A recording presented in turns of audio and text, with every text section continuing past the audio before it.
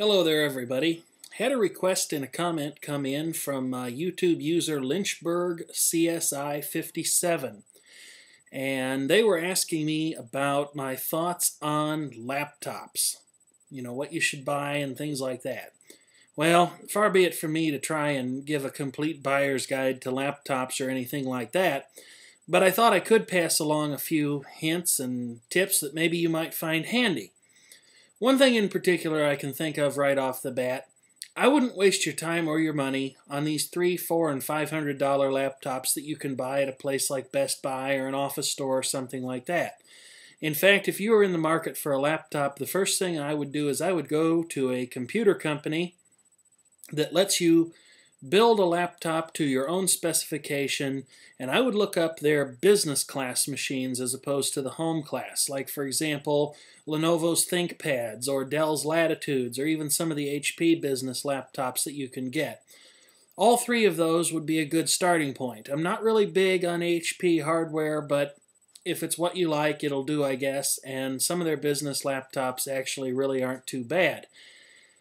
So that would be my first recommendation. If you are willing to spend somewhere between $700 to a little over $1,000 on a laptop, you can get a pretty good system. Now, you can't touch much in the Macintosh world for that, unfortunately, but you can get yourself a MacBook on the higher end of that price. And for what the MacBook is, I really like it. I only wish that it had a matte screen option. I wish that almost enough that I've thought about how to accidentally break the screen on the white one, but I'm not going to do that because I'm not one of these people who just wanders around wanting to aimlessly break stuff, whether it's crap or not. And I certainly don't feel like having my wallet lightened by $200. But I wish that Apple would come to the realization that they really don't need to be putting only glossy displays on things. So those are my thoughts really as far as buying a laptop goes. Don't buy the cheapest thing you can find. Buy a business class machine. Equip it the way you want it to be. You know, you're going to spend a lot of money on this thing, so make it what you want. Make it what it ought to be. Think about what it's going to do.